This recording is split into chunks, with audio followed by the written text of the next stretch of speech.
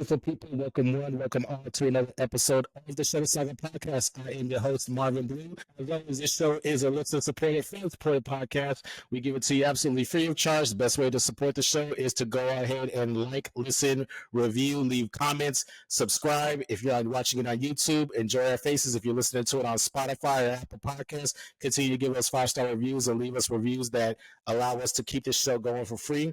Another way to support the show is through our wonderful sponsors. As always, Cheetah Stands. Cheetah Stands, they make the best stands out there. If you're going to play with these hundreds, if not thousands of dollars of lighting equipment, you want to put it on some stands that's going to stand the test of time, that's going to protect your stuff. So protect your investment with the best stands in the market, cheetahstands.com. If you go to cheetahstands.com/Shutter Saga Podcast, you'll get yourself 10% off all of your purchases. So go ahead and support the boys with Cheetah Stand.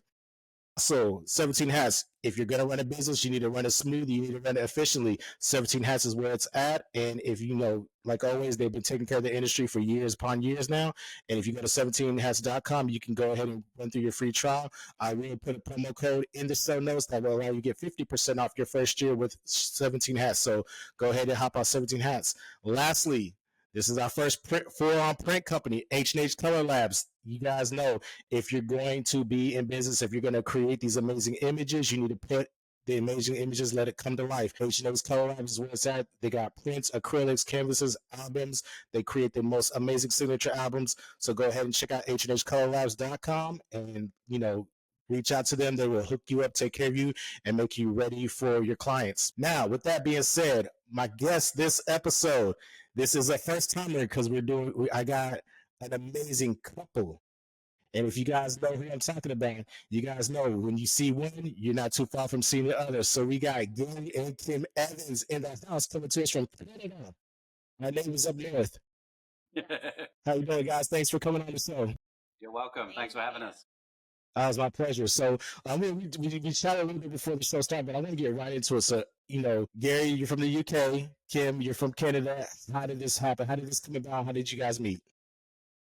Okay, I'll start and then you can carry on. Is that okay? Okay. Well, I knew a photographer in the UK, and I'd worked with him a number of times, and second shot for him, and he moved from the UK to Canada, and we kept in touch. And then basically he was doing a wedding show here, and it's the big wedding show in his local area. And we were chatting on FaceTime, Zoom. And basically he asked me if I wanted to come out and help him to do this wedding show. The wedding show was in January. And if you know Canada in January, it is freezing and it is not vacation weather. So initially I said no. And then in between Christmas and New Year, I got like a really good deal on a flight. I had this little app called like Flight Hopper, and it pinged, and I got it was just such a good deal that I booked it spur of the moment, done and dusted, and then came over. And then we were setting up for this wedding show. And then as we were leaving, this girl was coming down this ladder wearing yoga pants and a hoodie and had a hat on, red hair, blue eyes.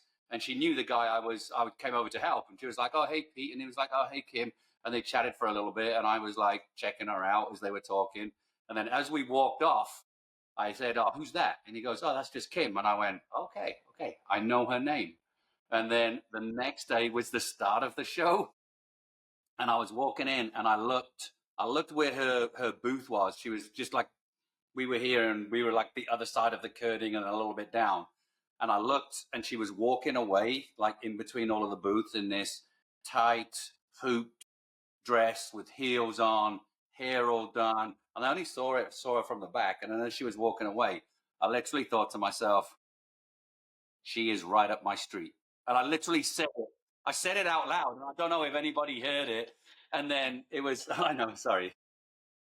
Over the course of the weekend, we kind of got chatting, and yeah, it was then on when things were wrapping up. You can jump in here at any time if you want to say anything.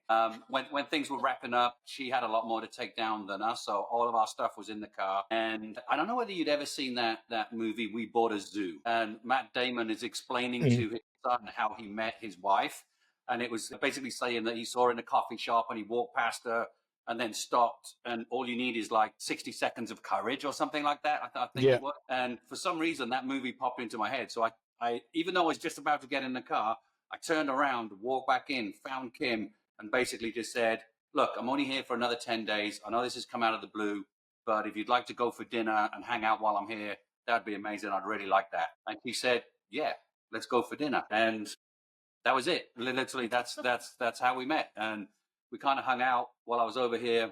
Then I went back to the UK. I came back over in the March of that year to 2011, was it 2012? 2012. 2012 to see her. And then she came to the UK to see me. And then in between my weddings that I had in the UK, I would shoot a wedding on a Saturday, get a flight on the Sunday. If I had a break, then I would come for like 10 days, then fly back to the UK, acclimatize, then shoot a wedding, and then look for the next gaps in the diary. And if Kim had a gap, she would come over and see me as well. So we kind of spent a long time, 18 months, flying back and forth, seeing each other. And a lot of miles. A lot of air miles and some happy. Oh, the points were through the roof. I'm like, oh, I'm thinking all the points. I'm like, oh man, they racked up some points. Yeah. The airport days, and then we had the second ones when we were leaving, and then things were serious. And 18 months after meeting Kim, I sold everything that I had in the UK. I sold my business, my photography business that I was running. I sold my car, my house, all my furniture, and basically came over to Canada with a suitcase full of clothes and my cameras, and that was it. And I was supposed to talk about photography, but I'm talking this love story has got me more intrigued. Like, yeah, we're talking about cameras in a minute. This is awesome. I mean, like, at one point, through the travels and everything, because I would love to lie and say my story is similar. Nope, mine is just I was a guy in the army, and when you know, you know. So, like, I got to ask the Gary, you're clear across the river. It's not, UK wasn't down the street. When did you was it that right away known, or was it like after that first dinner? Was that first time you held her hand? Like, when was that spark that says it was that first time hanging out when I went back to the UK? It's like the first thing that I did was look at when I could come back again. Oh, wow. I wanted to see that girl. And I remember going to see my mum, and I was telling her about it. And she said, you were talking differently about this girl. And like my mum knew straight away as well. And even to the point, like, here's one for you. On Valentine's Day, right? Because we have like a 5-hour time difference, I had to, like, I finished, was it, I started at 5 and you started at... Yeah, we made dinner. Midday. We made dinner. We told each other what we were going to make. So we were, like, we had like the iPad up, and we're making dinner at the same time while talking. We're making the same dinner. And then we sat down, and then we ate dinner with a bottle of wine, same bottle of wine each. So it was as if we were having dinner together, but we were 3,500 miles apart and 5 hours apart. And we spoke. I think we sat down to eat about 7 o'clock, and then it was getting to like 6 o'clock the next morning. And wow, it's almost like midnight for Kim, and I'm like, I'm sorry, I've got to go to bed. I cannot keep my mind any longer. But we sat and we drank and chatted basically while we were cooking, and then for almost like 12 hours straight. Yeah. I think it was always that, like, when we met, there was just something that was just telling you, like, I need to see this person again.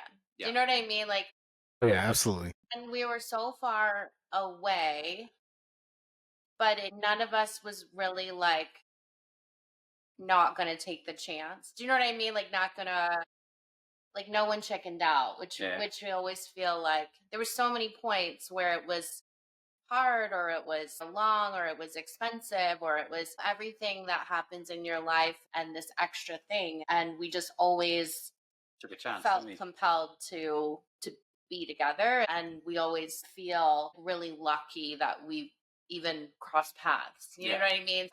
That's really, like, for us, like, a big part of why we do what we do is we really do feel like lucky.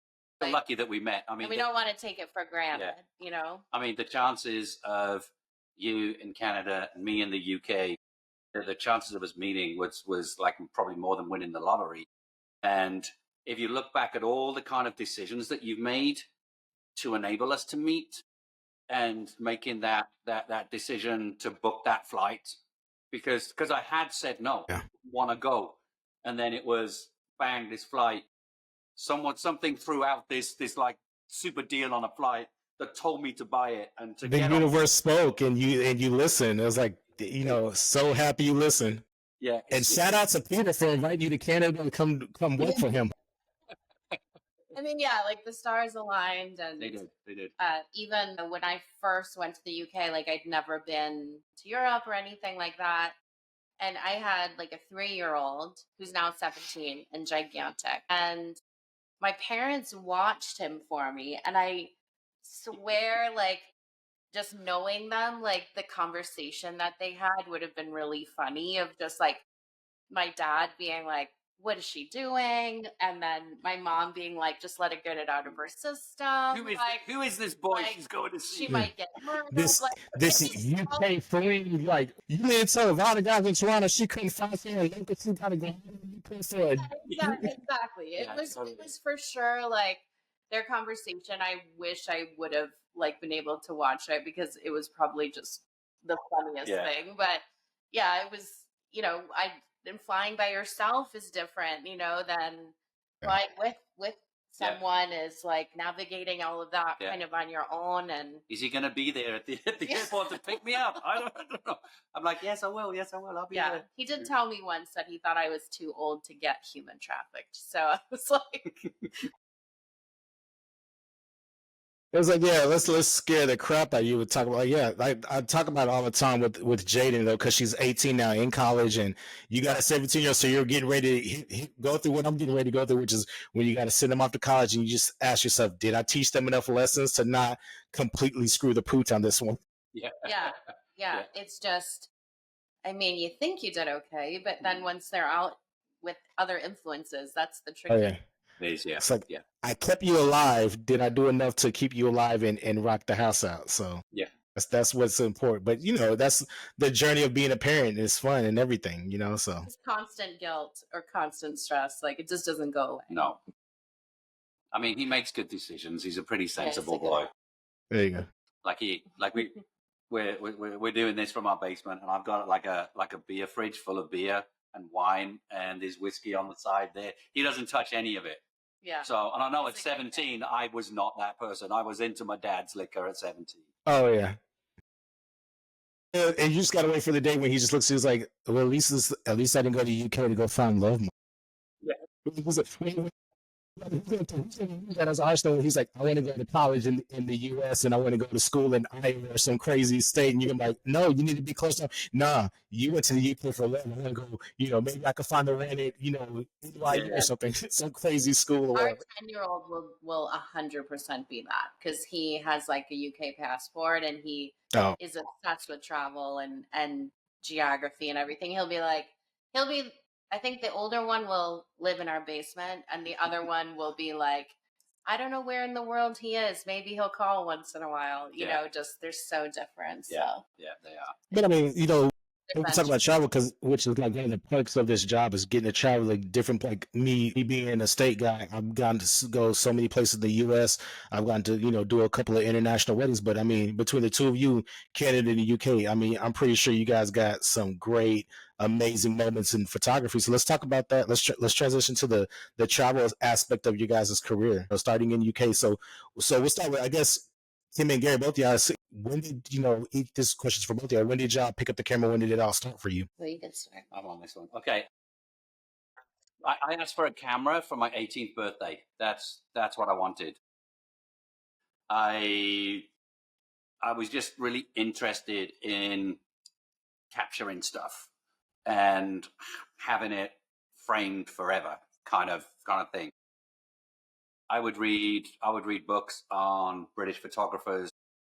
One of the ones that I remember reading was he was a British fashion photographer called David Bailey, and he had an influence on me in photography. And then I had an interest, and I would shoot just for fun. And then when photography started getting a little bit serious was after I stopped playing sport. I was a big rugby player, and every Saturday I would play rugby. When I was 30, I wrecked my ACL, and it took almost like 12 months to rehabilitate, to get back to walking and running again. And I thought, I'm 31 now. Do I want to go back to rugby? And I didn't want that to happen again. But then I was a little bit lost on what to do on a Saturday, because all my life I'd played competitive sports. So, and it was just about the time that the first digital cameras were coming out. And so I bought a Canon D and had a 24 to lens. And I would go to and watch the people that I played rugby with, and I would take photos of them. And then I would give the digital files to the club so then they could post it on there. I think we just about had Facebook back then. We're talking quite, going back. Oh, we're talking MySpace days. Oh yeah, for sure. This was 2000 to 2000. Yeah. Okay. Oh, MySpace wasn't even out yet. 2000. It was AOL Messenger. That was the big one. Yeah. Yahoo. Dial up. Yeah. Oh yeah.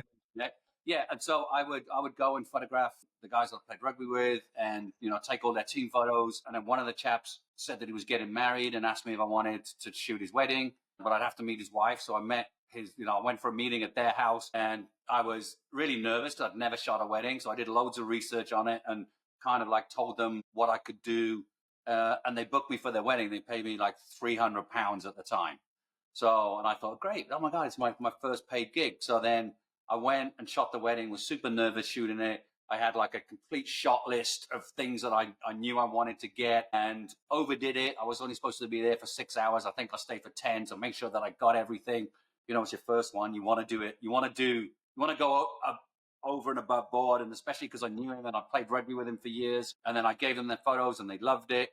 And then from that, things started to progress from there. And there's recommendations. And then I met this guy, the guy Pete, and he was shooting weddings as well. And he was shooting like 20, 30 weddings a year. And basically asked me if I wanted to second shoot for him. And I was like, well, that's a really good way to learn. So I second shot for him for like a season, and then learned a lot of how a wedding runs in the UK, off camera flash, first dances, speeches, all of that sort of stuff. And then from that, I've just built my learning from there by, I'm self-taught primarily. I think in probably the last 5 to 10 years, I've learned a lot from other photographers and going to conferences like Shutterfest and just watching what other photographers do, listening to what they're saying, dropping in on their sessions. And that's helped me probably over the last five years or so to really push my photography into the level that I wanted it to be all along. So that was me. That's how I got started in it. And it's been a great career.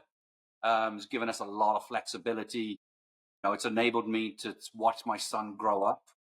It's enabled me to walk him to school, to pick him up and be around, and not work that 9 to 5 all the time.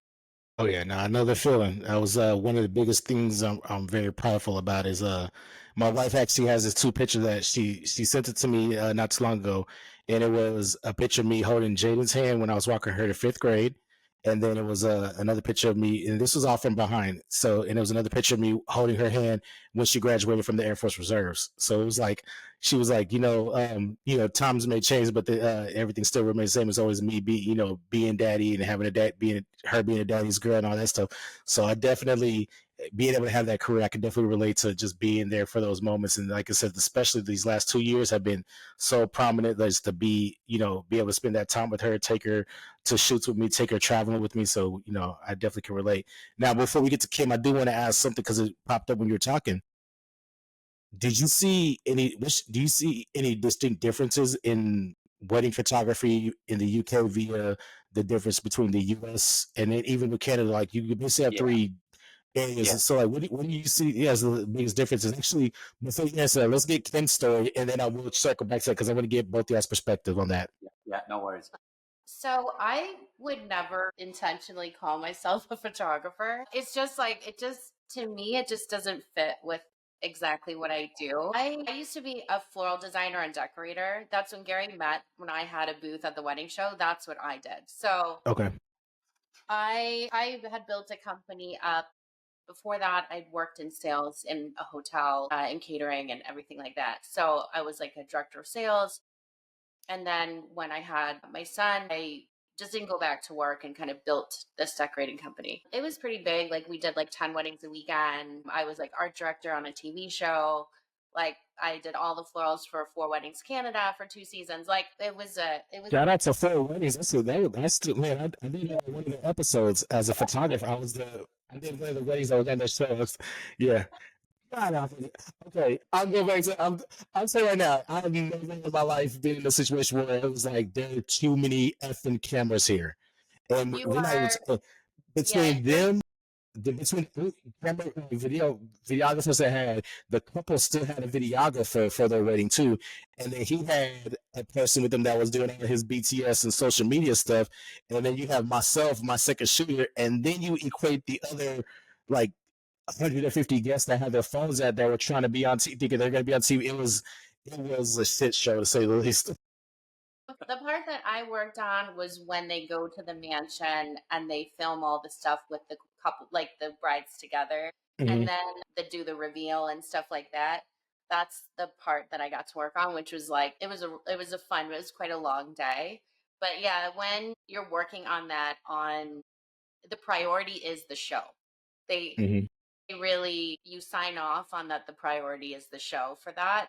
The other vendors that are there, it's tricky because it's just never going to be that experience, because the show is such a machine that like this is just one small part of it. Like you see how much is clipped together, and it's just, but yeah, I can't imagine what just being the actual vendor is like. But Ooh, on man. the other side, like the team was really fun, and it's great money in TV. But anyways, so that's what my background is. After we got married, we were ending up kind of like working some of the same jobs, but I would have to be completely finished before photography could start, right? So I was like super early mornings, really long overnight, like really crazy setups, and then you could start. So we weren't really working together at all. And we're definitely like, we're better when we're together. If we are like too separated, like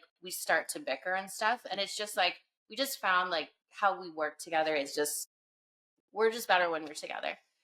So Shout out to Jack Johnson. Sorry, guy. The yeah, caveat. That shout out to Jack Johnson. Those words, like, I mean, that is a testament to my. When you got the one, you just say, yeah, Nailed that song. He nailed yes, that song. that is the perfect song for the Yeah, right couples. yeah, Seriously. yeah. yeah. And so we kind of decided one day that like we should sell that company and work. I don't even know if it was me working with you, because I had like dreams of like not knowing what I was going to do. And I thought, oh, this is going to be cool. I can like dabble in We know what your we marketing or know what whatever. happened. And then he went to Shutterfest, and it was like, oh, this is cool. Like there's some stuff there that you weren't doing, and some light bulb moments. And then Sal did like a 2-day business, something that was free. He did. And Free. so, People, I think. yeah. And so I went to that to kind of keep you company. Yep. And then we were like, why are we going to take years to reinvent the wheel? We should just hire this guy to mentor us. So we went for a mentoring session with Sal. And like the first thing was like, one, I'm going to kind of rip apart everything you've done. Yeah. But also, He's good about things.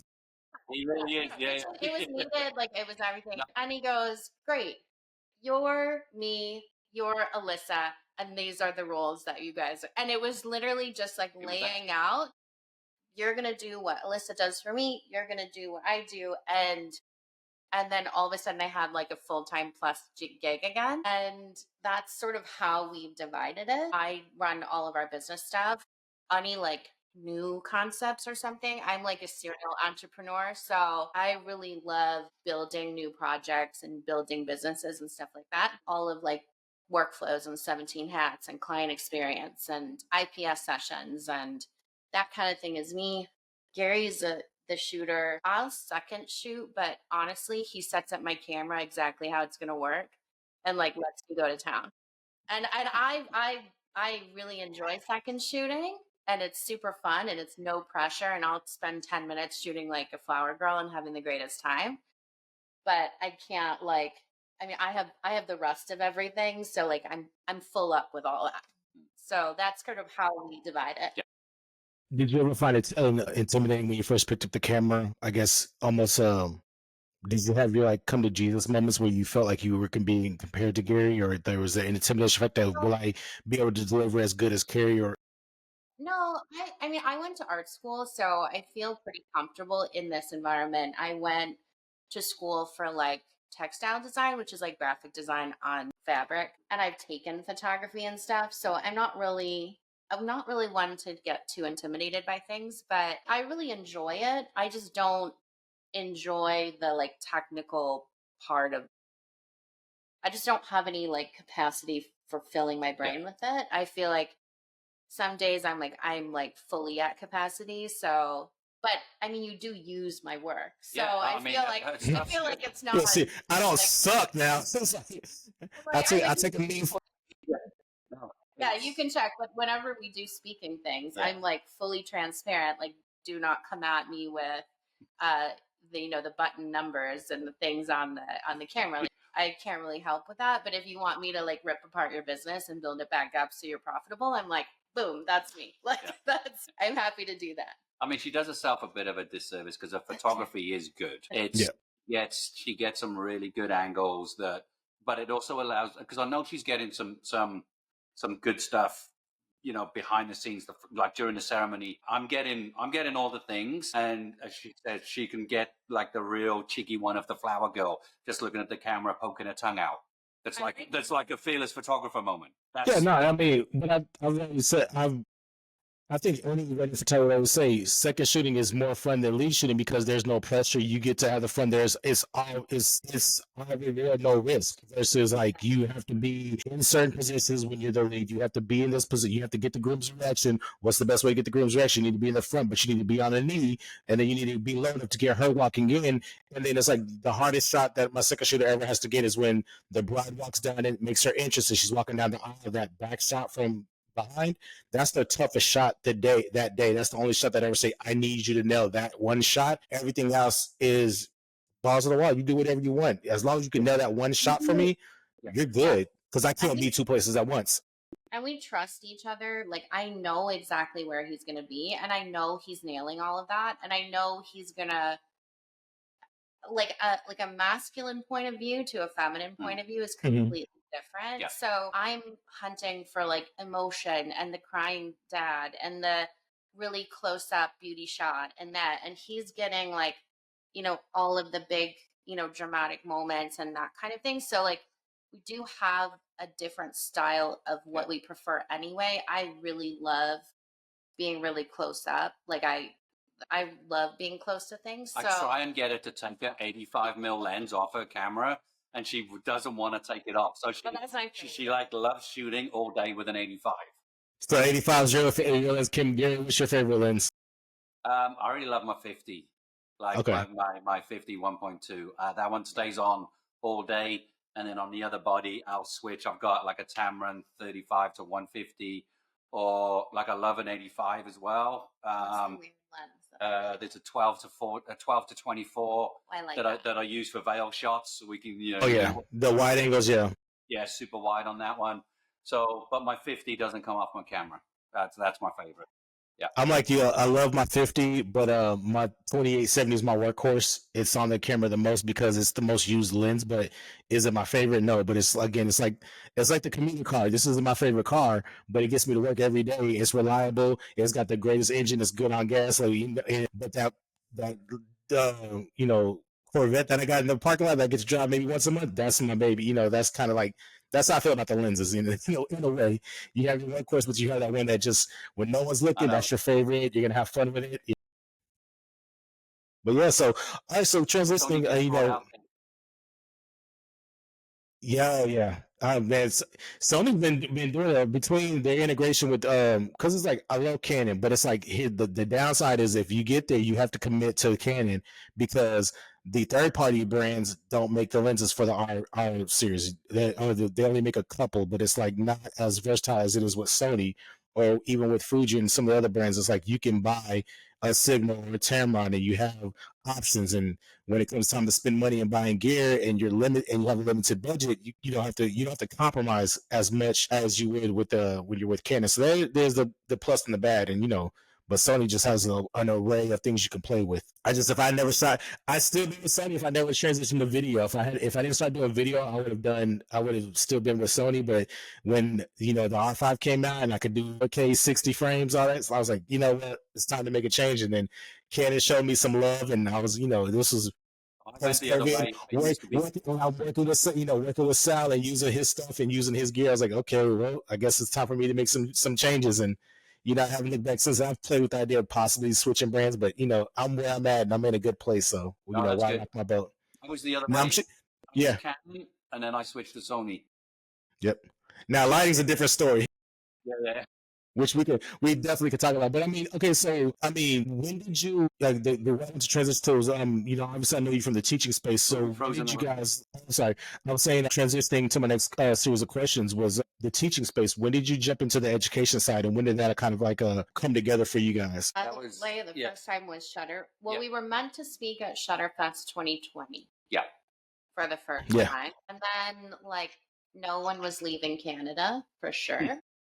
And we had quite a lot more restrictions, obviously. And then it was still 2021. It was still in a lot of restrictions for us. And then 2022 was our first year teaching at Shutterfest. That's right?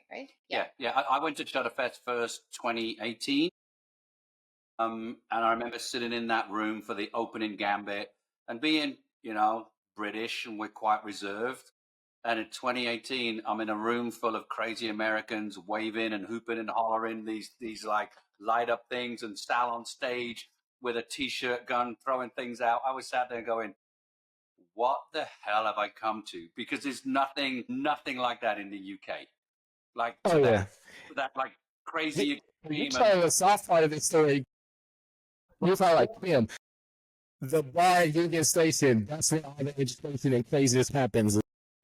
One end they're talking shop and they're passing ideas and you're getting a mastermind on how to run a business, and then on the other end there's Marvin doing crazy shots with the alcohol, taking amazing pictures, and then showing an invoice for $2,000 and now he's buying because he just sold another album or something while he was at Shutterfest. I'm like, yep. What? No, it's perfect. I literally spent the whole of Shutterfest talking to people at the bar on how they run their business, and that's what that conversation, those few days, led to us mentoring with Sal and led to us literally changing our whole business from shoot and burn to the IPS model. But I also remember seeing people and seeing them talk as photographers and seeing their banners up. And that first time when I said to myself, I want to have my face on that banner. I don't know what I can teach yet, but I know there's something that I can teach that will enable me to apply for this place and do that. And I think the following year we both went. 2019 we both went, and I don't remember if you remember Jonathan Tilley was speaking there, and him and I connected, and we became friends. And then over COVID, he beta tested a course on how to make courses. So it sounds a course on courses, and so we do these pop-up weddings, and I'll tell you about it, but it's sort of very formatted. So it sort of made sense to make a course out of it. And so we already knew we kind of wanted to do that. And then Sal was like, you guys should apply to be speakers. And we were like, okay, this is for sure something we're capable of. And I used to be a corporate trainer and so we're not afraid to speak or anything. It was just kind of refining a topic that made sense, or you think people want to listen to you. Yeah. In a previous job, I used to work for a bank, and I used to stand up in a classroom and train salespeople to sell banking products. And then in another form of life, I worked for an accountancy firm, and I would look after all of their charities there, and I would go into the city of London and I would interview fund managers on behalf of the charities and then make recommendations on where these charities should invest all their millions of dollars or millions of pounds.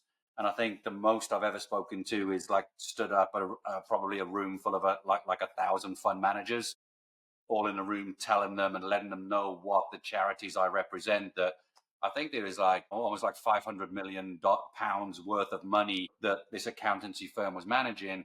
And I was helping get that money in the right places with the right managers. So speaking isn't a thing that I'm afraid of.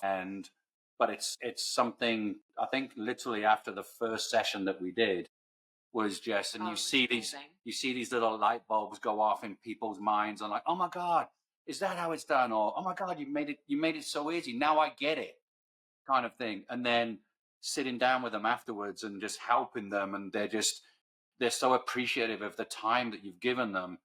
And the information that they've gleaned from you is going to help them in their life and their business. It's like just super rewarding. And we found that we really, really liked that feeling of helping people. You know, photography's given us a lot. I already said it's given us a lot of flexibility. Yeah. Oh, yeah. And if we can help people have what we have, then I think that's a great thing, because photography is a great career. It feels like it's like your duty to pass it on. Do you know what I mean? It's like a secret. Oh, yeah, no. Yeah, like well, a whether it's secret. paying it forward, yeah, like, you know, I feel like I'm in a perfect opportunity and position that I'm in, you know, being able to have the career that I've had, you know, thus far, the 10 plus years that I've been able to do this. But I would say the things I'm proud of, so it isn't like these one specific things. It'll be these series of moments that lead to, I'll look at something and I'll go, man, you know, that's what it was about. That's what that grind was about. That's what that, you know, learning how to, you know, just do something as simple as sell an album, you know, and even with the struggles that I have with IPS, and, you know, I always admit, like, I don't do everything perfectly. I do give in, you know, I'm still always constantly evolving and trying to get better at the things that I'm weaker at or whatever. But, you know, the biggest thing I'm proud of is that I did have the career and I wasn't relegated to, I could only do this, you know, to make money and provide for my family. That I was able to do something that was outside of the norm. And, you know, but through the scrutiny, through the criticism, everything that I've gone through, you know, still been able to say, you know, those proud moments of writing a check to pay for a kid's college, or writing a check to pay for the house that we built from the ground up. And like those moments, you know, it's not, you know, flexing. It's just the reality of what you want as a husband and as a father, you know. Yeah. And You know, like the goal for me is like, you know, my success is through my legacy, and my children are my legacy. And I always say, if your kids are good, man, you're a blessed man. You know, what more could you ask for? I have a happy wife and I have kids that are in their space doing their own thing. I was like, I couldn't ask for anything more. and like those moments that you've had, and that, like, you know, that stress that it's relieved, or that kind of conversation you had that filled your cup and everything, we really are like driven to like pass that on to the next people, that like, and I think like that's, we try to teach differently. Like we're, you know, if you have a conversation with us, we're very like real and, you know, tell it how it is. But, you know, there's no need for gatekeeping, and just, you know, if there's some way that we can help you, and that, like, I mean, especially at somewhere like Shutterfest, like no one's in our market. You know what I mean? Like Yeah. we come from We're like, not, yeah, it's like, dude, we're not going to Canada like, anytime we're not soon. really competing for the same piece of business. So, you know, it's really like we love to share everything and provide value, and that's so rewarding for us, that it's just those light bulb moments, and running into someone like years after they've sat and got this like little nugget off of you, and they were like, wow, that really changed things for me. And you're like, it's hard to explain that, you know. It's really special. Yeah, it is. Yeah. It's So would it be safe to say, seeing the growth of the people that you've had the pleasure of teaching, like that's been your biggest like reward, or your favorite part of this journey? Yeah, totally. Yeah, absolutely. It's seeing them, you know, Shutterfest can be like an intimidating place if you're new to photography, because there's so much like off-camera flash going on. And I know if I was new and walked into that place, I'd be like, whoa, this is like Trust me, I will. load. This guy right here, who never owned the phone, he barely had a speed light, and you just like, can I just afraid to say, look, I don't even own this shit. How do you expect me to use this? But then seeing the benefit, and then like, okay, look, all I have is a speed light in this this one mini strobe. When the AD 200 first came out, and it was used, it was held together by duct tape. And I said, this is what I own. Can I make this happen with this? And they're like, yeah, let me show you. And it was like, wow, but as you grow and you reinvest in yourself, like then you go from that to now you're having the first world problem of like, do I want to stay with this company? Do I want to go with this company? Do I want to go to And again, but it's all a journey. It doesn't happen overnight. But yeah, like when you first get there, it's like, scary as hell. I mean, it's scary as hell, but then also and through all the craziness, you do realize that you are around your people, and you find your people there, because it's like when you're not at Shutterfest and you're somewhere else, you're that weird guy with the camera. You're that person that's different. You're that person that isn't following the standard norms of society, and you're this artist, and you have a camera, and you're telling stories, and you look at things differently. You're chasing light. You're chasing the perfect side. As you talk to someone, you look off because you see light certain way, and then now you're thinking to yourself, it's like, oh my god, if I did this, and you start thinking of a side conversation.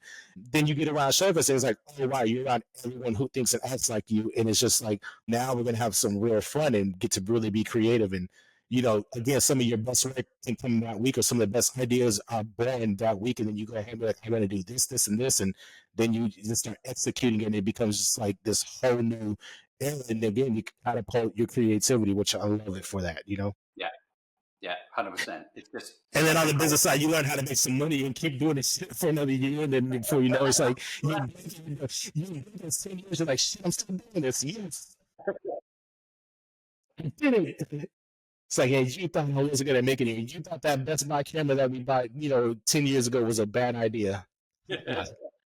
There you go. So back to track into something I was asking earlier, and I said I want to get kind of y'all's backstory before we get onto it. But between Canada and UK and the US and all these different markets that you guys have been a part of in regards to being photographers, whether it's wedding photography, portraits, you name it. What do you think is the biggest difference that you've noticed from your perspective between the differences in how we shoot artistically, whatever?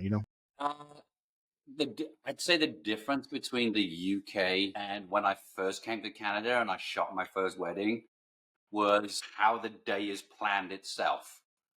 In the UK, people tend to book a venue for a wedding, and everything is at that place. The bride gets ready at the place, the ceremony's at that place, the reception's at that place. All the photos take place there. It's not separated. Weddings here, the bride can get ready in a hotel, then they get married they can get married in a church, and then the reception is somewhere else. A lot of the places that I shot in the UK, it was all in one.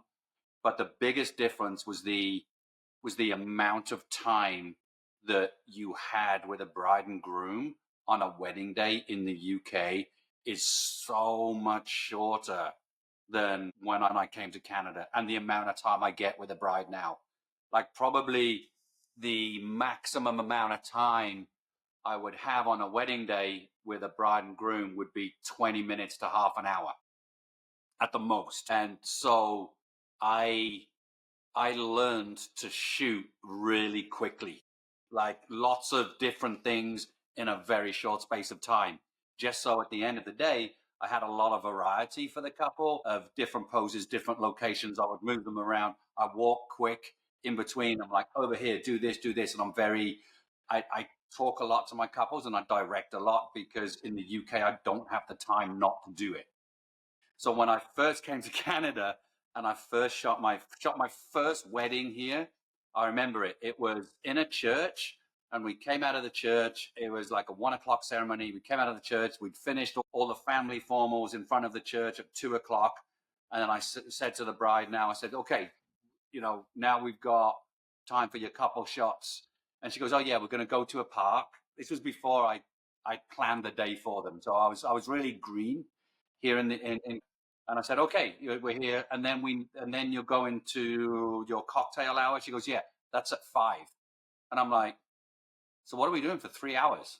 She goes, oh, we're doing photos of me and a groom and a bridal party. I went, 3 hours? I can do it in 20 minutes. I would kill for 3 hours. I would kill for a pure hour with just a couple. I remember getting in my car and I'm following them, and like they're in their bus, and I'm following them, and I thought, what the fuck am I going to do for 3 hours? I was like, oh my God. And then we got to this park, and I'm like, right. So I really had to slow myself down and not go and bark this. So it really threw me into, like, some people panic if they don't have enough time. They're like, oh my God, what do I do? What do I do? What do I do? I'm used to having so much time. I was the other way around. I was used to having hardly any time, and now I've got all this time. I'm like, holy shit, now I need to actually really stop and think about what I want to do. And I'm looking at this like line of trees here, and I'm like, oh my God, this is beautiful. I'm going to set the bride up here. I'm going to get her to throw her dress. I'm going to get like a big dramatic shot. And so, I mean, but now you demand. and now I demand a minimum of 2 hours. Now, if I went back to the UK, I'm The like, pendulum is swung. now I'm like, 20 minutes, that's all I got. No, I'm an artist. I cannot do your wedding if I've only got 20 minutes to shoot. Absolutely not. Swung the other way. And probably between like the US and Canada, we're the only people that do IPS anywhere near where we are. It's a lot of shoot and burn, and it's still a really quantity versus quality. Do you know what I mean? Like, Oh, we'll absolutely. 500 images for $199, and you're like, what? Like, these people can't eat for that. Like, Yeah. and so we do it quite differently from everywhere around us. Yeah. But I think it works for our people. Yeah, no, I mean, I definitely agree. We see it a lot down here in Texas. There's a lot of people that would say they would give the keys to the kingdom for next to nothing. And I just, again, I sometimes you have to say the harsh realities of people. They'll say, I do twice the weddings you do. Marvin, I'll tell them, yeah, you work twice as much as I do, but I make 10 times the amount you do. Yeah. And then then it's like it gets quiet. I'm like, but seriously, like you did this wedding for $1,200.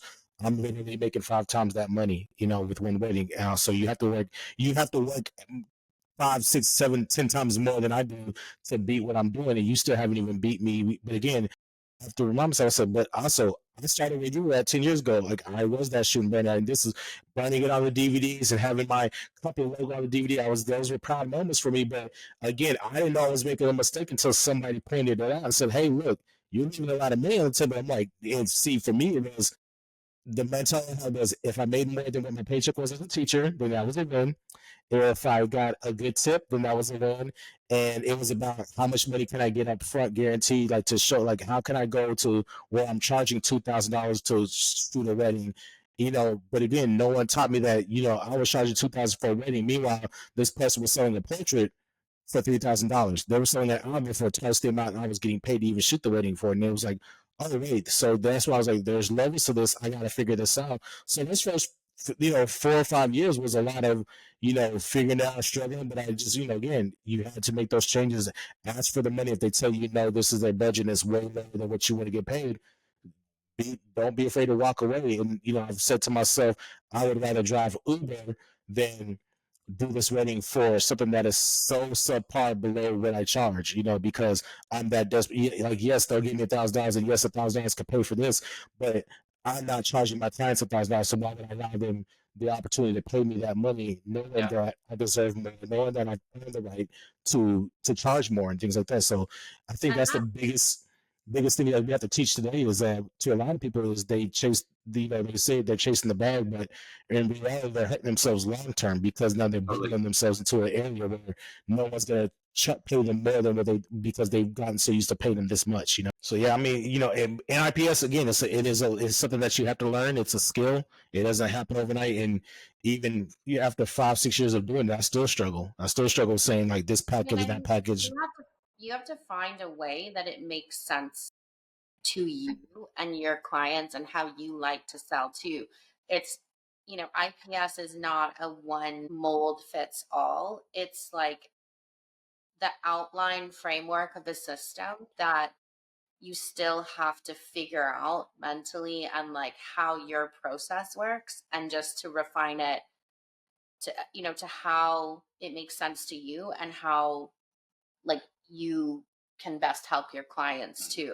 Do you know what I mean? Like it's not a one thing. It's a concept, and then you still have to, if you try to do exactly, what you do in a meeting or what I do in an IPS session, like it's not something you can copy. Do you know what I mean? It really Yeah, it is doesn't feel genuine, figure it out and how you can personalize that to how your style is and how you like to serve your client.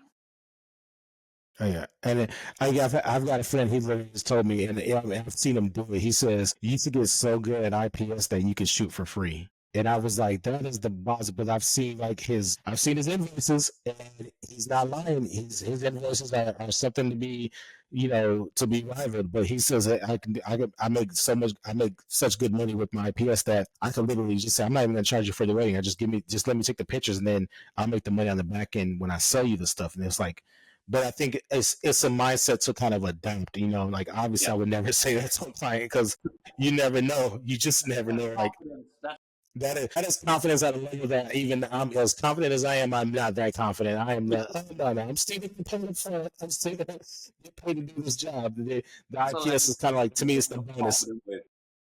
Yeah, that is a level that I'm not even ready to explore that level of confidence. Yeah. But I love it. so what's kept you too motivated in this industry as artists, as business people, as entrepreneurs and as photographers? Yeah, you go. I think what keeps us motivated is, we try to look at things from a different perspective and offer things that are a little outside of the box. So like we have pop-up weddings, which I don't know if you don't know what that is. It's like a styled shoot setup, and we'll book 7 couples to come and get married with us on a day back to back. Oh wow. Okay. So we'll do that like 20 times a year. This is our biggest revenue generator that we do. But it was sort of born out of like, I just like doing style shoots, especially coming from like florals, and everything was really expensive. And I always found like whenever you did one, there was like this, everyone had different expectations and no one was happy at the end. It was in that time. All your flowers would end up in the garbage. Yeah, they would just go in the garbage at the end. Like it was just like you set it up. No one even ate. Even the vendors didn't eat at the table. Yeah. They just like got packed up and that was it. And it was that time when everything was like rose gold and cream. Okay. So many of those weddings. And I was like, I just want to do something fun. I just want to do something colorful. And we were talking and we were like, do you think if we set something up and we offered it out, would couples want to come and just get married? And we would use that sort of as our style shoot, but with actual real couples. And then they did. And the first ones we did, we charged $600 per couple. And then we don't charge that now. But and it just kind of like grew and the demand was there. And it's in that kind of little niche of not city hall, but not a big to do. And so it's not really ever cannibalizing our actual photography clients, because those people that want like a 150-person wedding, it's not going to be for them anyway. Yeah. And so I think we always try to create, I always try to create and change and look for innovation and look for different things and stuff that we wish was there. And I like that. Yeah, like we wish we could shoot at a chateau in France. So we created a retreat that we could shoot at a beautiful chateau with like a ton of models. Like we kind of like want to make the things that we wish were there, I think is a lot of that's what I do. Is it? That's your motivation? Yeah, like I want to create. Mine is you and the kids. No. He gave the most sad answer. I love it. No, that's perfect. As I did what Kim was saying, she said, let's create what you want to shoot. Don't wait for it to come to like if you want to shoot an epic couple off to the side of a cliff or whatever, and on the beach or something like that, and you go to the cliffs and you see those epic shots, and people say, I wish I could do that, and do it. Make it happen, create it, find your avenue, make that trip happen, or get your couples to come at you. And then I totally get it from both angles, because as a creator, you want to just create what you want to create and you create it on your own, don't wait for it to come your way. And then as a dad, yeah, the wife and kids, man, it's like Hey, I when love that. it's like, Yeah, I honestly thought well, that's what you're going to say straight off, and then you just jump. But I thought it was a business. yeah, firstly, I wife. well, I said as an entrepreneur, as a creator, but as individuals, but I mean, nah, I know your heart's in the right place when it comes to kids, but first, I think it's the wife and kids. That's I my love my husband. Yeah. Yeah, I'm motivated by money, so there you go. but also what and I've thought about this. I love capturing someone's wedding day and having it preserved so they can show their kids. That's something that on a wedding day that I have that going through my head. I'm like, man, I'm there. I'm taking these shots. I'm taking this. This is going to get passed down. This and this album that we're putting together. Their kids are going to have this, and their kids and their grandkids and their great grandkids are going to look through this wedding album and remember and look at grandma, how she was when she was, in her prime, kind of thing. And grandma Oh, is yeah. still going to look at it and see all the colors, and it's just going to bring back all those memories. And it's you're the person that's creating that legacy for that family with the skills and the camera that you've got. And that to me is very motivating. Gary's an No, I emotional definitely, creature underneath. I believe you. Yeah, I am. Honestly, I remember sitting with my mum and looking through her wedding album, and I remember being at my grandma's house, and she had photos everywhere of all of her siblings and families, and photos were important, and she would talk to me about them. And I remember how important these bits of paper were to my grandmother and to my mother. I see us as, we're skillful memory captures. We preserve that moment forever with the Yeah. skills that we have. And that is going to be in 100 years from now, people are going to still be looking at your work. I mean, they might not know that you shot it, but they're going to be looking at that work and remembering and talking about the people in that album and in that body of work that you've produced, and your skill has enabled you to do that. And that's important to me. Nice. I love it. I love it. I was like when I do a wedding and the times we do sneak peeks, like that moment when we don't even tell them we're doing it and then we go live on that TV and I sit there by them and say, hey, just give me 3 minutes or whatever, and I hear play that starts running and they see like their day. It's like you get to see them come alive in that moment because they don't get to see what we saw. They don't get to see their day from my perspective. And when I get that crowd and they're all headed around that TV and they're watching it and everything, and I see the tears going, it's like in my mind, I'm like, oh, there's that moment where you could just walk away the road in the credits and you just walk off that heroic walk off or whatever. And to me, I call that my walk off home run. Is when I see that crowd there, or and I see the dad, he's tough and everything. I just see him in tears, and we're showing that picture of the first, the father daughter dance, and he's in tears, and no one realized he was crying, but I zoomed in tight and I got that tear going, and like, it's those moments when you get to do that for other people, and you tell their story.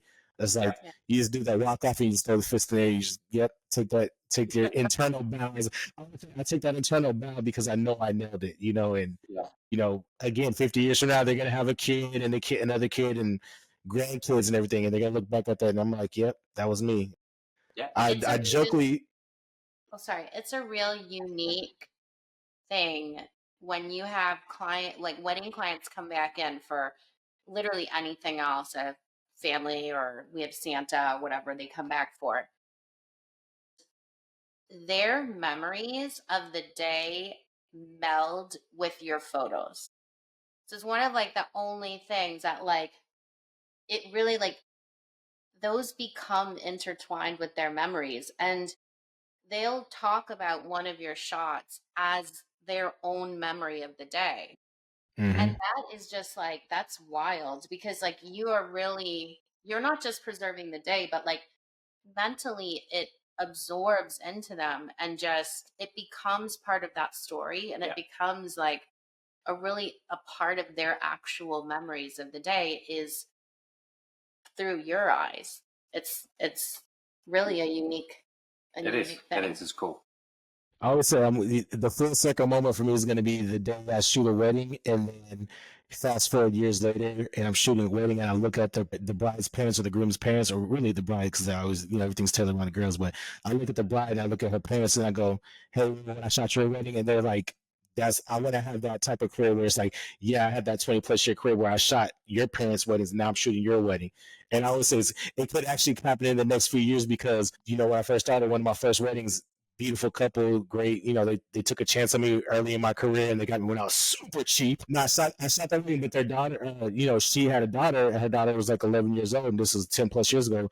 Now her daughter is in her 20s. She's finishing college now. In the next year, I've tracked this family since day one, and she's gonna finish college next year and everything. And she's dating a guy serious, and I'm always making jokes. It's like, remember when you said I couldn't retire from this until I do your daughter's wedding? I said, am I looking at retirement soon or whatever? Or can I start considering retirement with joke? We're making the jokes, but I'm like, that is going to be a cool moment because that's something that I spoke about years ago, saying that as a joke. And then now this might actually happen where a bride who I'm going to do her wedding, and then I'm going to look at her parents and go, I remember when I did your wedding. And it's like, that's when I know, like, yeah, you really had a long career. And I always say, like, it's the journey that I'm most proud of. It isn't the destination. It's this crazy journey. That's the beauty of our industry is like the journey that we're on. Like, a guy that took a trip to Canada from the UK and then found a love of his life, and Here we are. and here we are, and now they're teaching massive amounts of students. Yeah. Life just doesn't get better than this, I like always reach. Yeah, me taking the way we used to say the shop talk and the bar stories that we had over the years of, like this podcast is built on just that, like us sitting around and drinking, having a drink, having a pint, whatever. And we're just telling our stories and talking shit and talking shop and everything. And this started with like if this was outside of bar, I'd say, "What's your team again?" And I'm like, "Dude, you are crazy as hell." But then I'm like, yeah. Meanwhile, my wife was traveling down to San Antonio when I was in the army to visit me when she was in college, so it's like it's no different. And I would say like when I was like, yep, she's the one. They're like, how do you know? I was like, you just know. Because she's not just a girl, she's the girl. Like she's the one I'm willing to burn. I'm willing to burn down running for this one. Like so. Yep. No, I love it. Yeah, that's it. When you know, you know. Yep. So I guess to end it all, I know you guys are doing Shutterfest. I know you guys a lot of teaching stuff coming up. So tell me what's on the horizon for you guys. Just after Shutterfest, we are speaking at Canadian Imaging, which is in Ottawa this year. So that's exciting. It's like really our first Canadian thing, which we're excited to just be able to give back to Canadian photographers. And we're always kind of traveling around, but it's nice to kind of do something at home and hopefully help some Canadian folks. I'm doing a 6-hour workshop. Oh, nice. Of really kind of deep diving into profitability and workflows and rebuilding kind of everything like that for you. And then you are speaking with Sony Canada is having you speak about cinematic weddings. Then August time, we're going to have a retreat again. Our second retreat. In Italy. So just between Pisa and Florence and Tuscany. So we're excited about that. The villa is gorgeous. And so we're just about to release that. Yeah. And then locking in a villa in Mexico for February, I think. And then we're trying to nail down a castle in Scotland for next summer. So, we got some. I'm in my head like, okay, I can't do this, so we're going to Puerto Rico next year. I'm like, in my head, like, okay, because I've been for the longest, I've been having a friend. He's like, yo, we need to go shoot in British Columbia. We need to go to BC. And I keep telling him like, okay, let me know when I need to get my passport again or whatever, because I got to unlock it from the bank and everything, go to my deposit box and get it. And I was like, let's just do something in Puerto Rico. We don't need passports. Like for me, I'm just trying to do things that don't require me to have to go through customs. And like let's do something in Puerto Rico. Let's do something. He's like, no, we need to go to Mexico. I'm thinking like, man, Mexico, that's a cheap flight for me. I'm like, oh, I could probably do Mexico next year. Yeah. It's probably cheaper to fly in Mexico than it is Hawaii. So yeah, the villa there too. It looks like Morocco. so stunning. Yeah, it is. It's We have I have expensive taste, so that is drives where we tell go. me about it. Tell me about it. These venues, they are Mhm. not cheap. No, They are not. Oh yeah, I but believe. it's where we want to create you want to be able to be creative, and you want to treat people to something that they haven't experienced either. Yeah. So it's a lot for us. It's like we're with our clients, like client experience for us is like the name of the game. Like everything we do is driven by that. Yeah. And when we put the retreats on, the photographers that come are our clients. So how much we want to create this amazing experience that's got some longevity for them, and just surprise and delight and just knock their socks off. That is just that is our everything. So Yeah, try and to do it. it allows them to create their highlight reel, because it's like, you can show, it's not the right to show real weddings, but that's what we do. We show clients real weddings and stuff.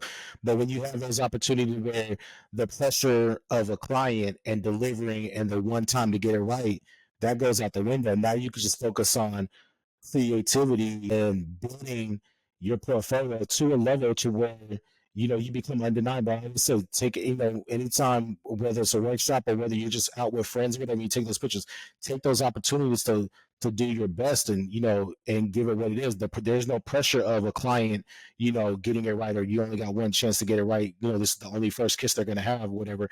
You remove all that, and you just get to focus on creating this. And then when you're showing it to future clients, they're like, wow, if given the opportunity, this guy can really deliver something that is beyond extraordinary. And I still think style shoots and things like that are super important. And so I feel like you're doing yourself a disservice if you don't give yourself that idea, the time to practice. Like, I go in with the attitude of I'm going with the attitude of, I'm going to mess up at this shoot the most I'm ever going to mess up at as a photographer.